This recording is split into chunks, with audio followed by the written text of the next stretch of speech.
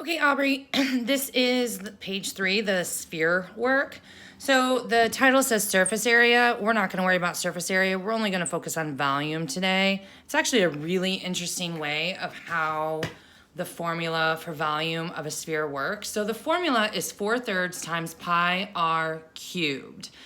And so I'm going to walk you through exactly how that happens. And I'm also going to show you the YouTube video that I actually watched to discover how that formula works. So what's interesting about a sphere is that it's actually equal to 2 cones that has the same radius. So if I have 2 cones with the same radius as the sphere, those are equivalent. The volumes are equivalent.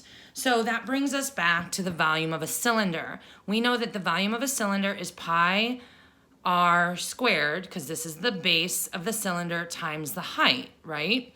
So if you think of like what we did with the pyramid and a cube, well, the volume of a cone is actually the same formula for volume of a cylinder, but just divided by 3, because you can fit 3 cones into or 3 cones into a cylinder.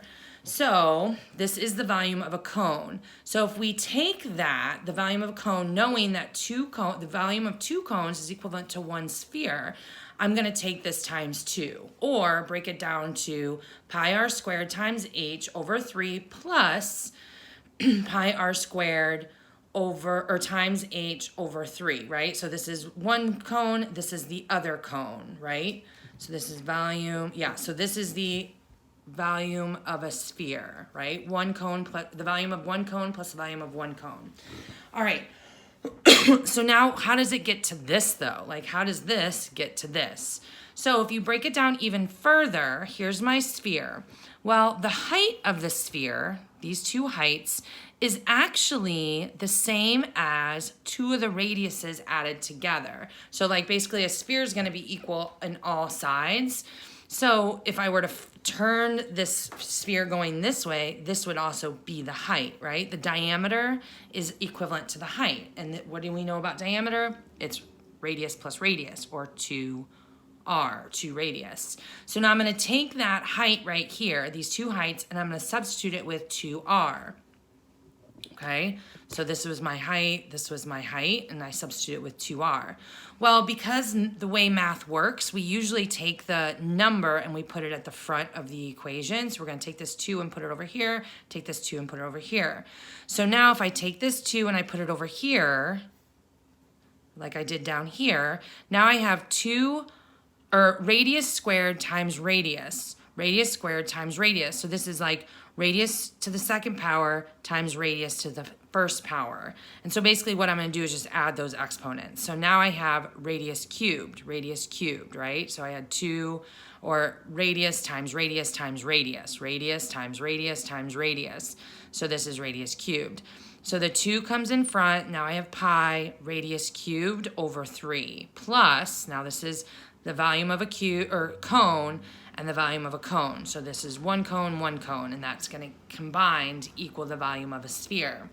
So now what I can do is I have a fraction here and a fraction here. And because these are addition, I can pull them out. So now I have 2/3 pi radius cubed plus 2/3 pi radius cubed. And so if I pull these out and I add them together, I actually have 4/3 pi r cubed. So that's how the volume of a sphere works. So you have to know all these other formulas to figure that one out. So I'm going to send you the video where what I watched to figure that out. But let's go ahead and fill in the value, or fill in the radius with 12 to try and figure out what this one equals. So if I have 4/3 times pi times 12 cubed. So that's what that would look like. I like to put things in parentheses to separate them. So I'm going to simplify 4 times pi, 4/3 times pi, and then 12 times 12 times 12 equals 1,728. All right, so now I can simplify even further, and I'm gonna do 4 times pi times 1,728. So I'm gonna do 4 times pi times 1,000, this is a 4. And then I'm gonna divide that by 3. So I've got 4 times 3.14, and this up here, or your worksheet says round, use pi all the way up to the, what is that, 10,000ths place, but we're just gonna do 3.14 to the hundreds place. So I have 4 times pi times 1,728 equals, wow, that's a big number, divided by 3, and volume equals 7,234.56 millimeters cubed. All right, so let's try another one of those using my same equation, which equals volume equals 4/3 times pi times r cubed. Okay, so we're gonna do this one, 14 is our radius. So these are gonna be pretty big numbers. I think your smallest radius on this sheet is 2, so that one will be a little bit smaller, but with these ones that have radiuses that are pretty big, your numbers are gonna be pretty big. Pi times 14 cubed. Okay, so it's 4 times pi times 2,744 all over 3. And so do you see how this 4/3 is the same thing as just multiplying all the numbers by 4 and dividing by 3? This can just be all over 3. Because it's multiplication, you can use the associative property and just multiply it all together and then divide by 3.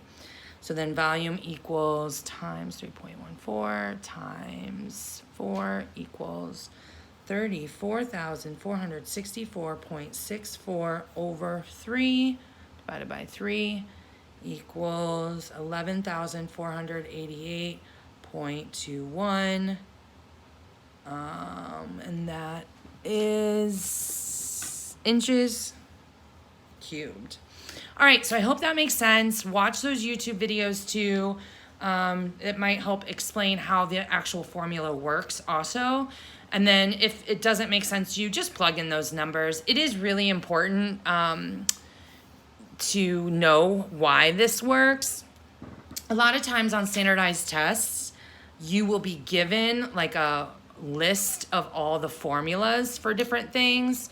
However, I always like to know that how they work, so then I can kind of figure out how I can find the volume and the surface area of different things just by knowing how to find the volume or the surface area of like simpler forms and putting those together.